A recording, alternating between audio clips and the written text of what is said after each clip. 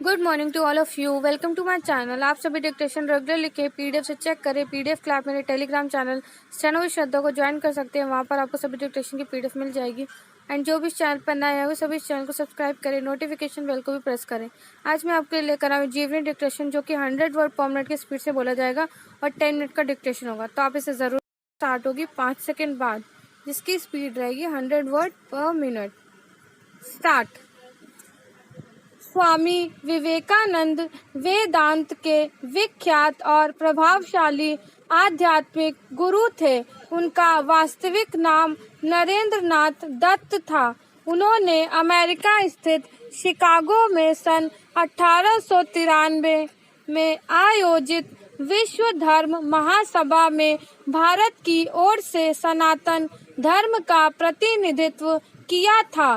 भारत का आध्यात्मिकता से परिपूर्ण वेदांत दर्शन अमेरिका और यूरोप के हर एक देश में स्वामी विवेकानंद की वक्तता के कारण ही पहुंचा। उन्होंने रामकृष्ण मिशन की स्थापना की थी, जो आज भी अपना काम कर रहा है। वे रामकृष्ण परमहंस के सुयोग्य शिष्य थे। उन्हें 2 मिनट का समय दिया गया था, लेकिन उन्हें प्रमुख रूप से उनके भाषण की शुरुआत मेरे अमेरिकी बहनों एवं भाइयों के साथ करने के लिए जाना जाता है। उनके संबोधन के इस प्रथम वाक्य ने सबका दिल जीत लिया था। Para change. कलकत्ता के एक कुलीन बंगाली कायस्थ परिवार में जन्मे विवेकानंद आध्यात्मिकता की ओर झुके हुए थे। वे अपने गुरु रामकृष्ण देव से काफी प्रभावित थे, जिनसे उन्होंने सीखा कि सारे जीवों में स्वयं परमात्मा का ही अस्तित्व है। रामकृष्ण की मृत्यु के बाद विवेकानंद ने बड़े पैमाने पर भारतीय उपमहाद्वीप का दौरा किया और ब्रिटिश भारत में मौजूदा स्थितियों का प्रत्यक्ष ज्ञान हासिल किया। बाद में विश्व धर्म संसद 1893 में भारत का प्रतिनिधित्व करने संयुक्त राज्य अमेरिका के लिए प्रस्थान किया। विवेकानंद ने संयुक्त राज्य अमेरिका, इंग्लैंड और यूरोप में हिंदू दर्शन के सिद्धांतों का प्रसार किया और कई सार्वजनिक और निजी व्याख्यानों का आयोजन किया। भारत में विवेकानंद को एक देशभक्त सन्यासी के रूप में माना जाता है और उनके जन्मदिन को राष्ट्रीय युवा दिवस के रूप में मनाया जाता है। Para change. स्वामी विवेकानंद का जन्म 12 जनवरी सन 1863 विद्वानों के अनुसार मकर संक्रांति संवत 1920 को कोलकाता में एक कायस्थ परिवार में हुआ था। उनके बचपन का घर का नाम वीरेश्वर रखा गया, किंतु उनका औपचारिक नाम नरेंद्रनाथ दत्त था। पिता विश्वनाथ दत्त कलकत्ता हाई कोर्ट के एक प्रसिद्ध वकील थे। दुर्गाचरण दत्ता नरेंद्र के दादा संस्कृत और फारसी के विद्वान थे। उन्होंने अपने परिवार को 25 की उम्र में छोड़ दिया और एक साधु बन गए। उनकी माता भुवनेश्वरी देवी धार्मिक विचारों की महिला थी। उनका अधिकांश समय भगवान शिव की पूजा अर्चना में व्यतीत होता था। नरेंद्र के पिता और उनकी मां के धार्मिक, प्रगतिशील व तर्कसंगत रवैये ने उनकी सोच और व्यक्तित्व को आकार देने में मदद की। Para change. बचपन से ही नरेंद्र अत्यंत कुशाग्र बुद्धि के तो थे ही, नटखट भी थे।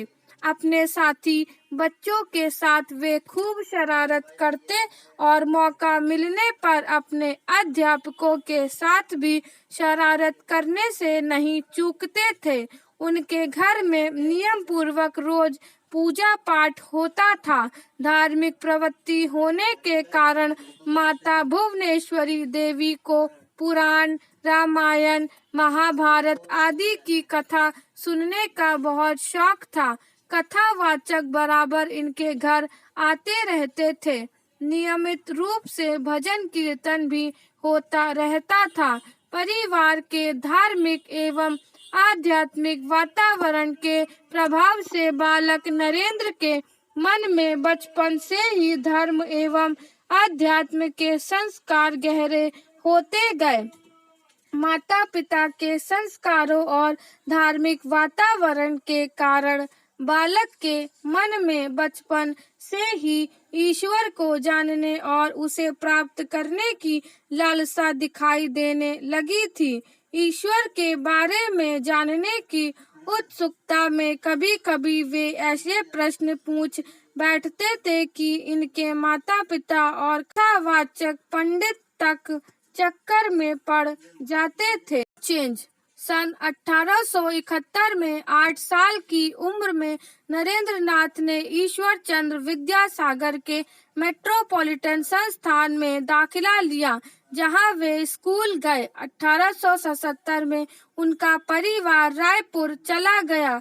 1869 में कलकत्ता में अपने परिवार की वापसी के बाद वह एकमात्र छात्र थे जिन्होंने प्रेसिडेंसी कॉलेज प्रवेश परीक्षा में प्रथम डिवीजन अंक प्राप्त किए। वे दर्शन, धर्म, इतिहास, सामाजिक विज्ञान, कला और साहित्य सहित विषयों के एक उत्साही पाठक थे।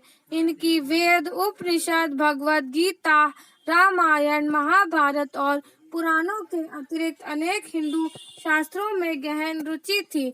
नरेंद्र को भारतीय शास्त्रीय संगीत में प्रशिक्षित किया गया था और ये नियमित रूप से शारीरिक व्यायाम में व खेलों में भाग लिया करते थे। नरेंद्र ने पश्चिमी तर्क, पश्चिमी दर्शन और यूरोपीय इतिहास का अध्ययन जनरल असेंबली इंस्टीट्यूशन में किया।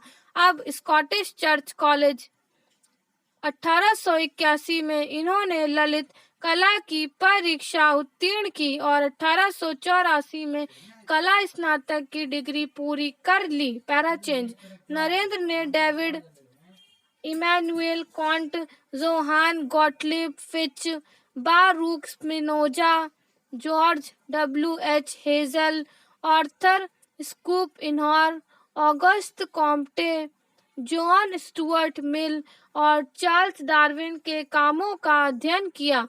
उन्होंने स्पेंसर की किताब एजुकेशन 1860 का बंगाली में अनुवाद किया। ये हर्बर्ट स्पेंसर के विकासवाद से काफी मोहित थे। पश्चिम दार्शनिकों के अध्ययन के साथ ही इन्होंने संस्कृत ग्रंथों और बंगाली साहित्य को भी सीखा। विलियम हेस्टी, महासभा संस्था के प्रिंसिपल, ने लिखा, नरेंद्र वास्तव में एक जीनियस है। मैंने काफी विस्तृत और बड़े इलाकों में यात्रा की है, लेकिन उनकी जैसी प्रतिभा वाला एक भी बालक कहीं नहीं देखा।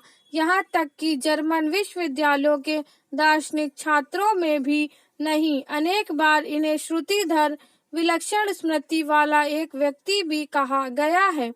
पैराचेंज 1880 में नरेंद्र ईसाई से हिंदू धर्म में रामकृष्ण के प्रभाव से परिवर्तित केशव चंद्र सेन की नव विधान में शामिल हुए।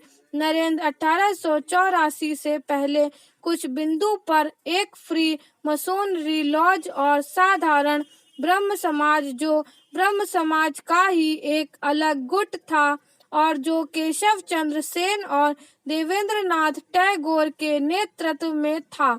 1881-1884 के दौरान ये सेंस बोर्ड ऑफ होप में भी सक्रिय रहे, जो धूम्रपान और शराब पीने से युवाओं को हतोत्साहित करता था।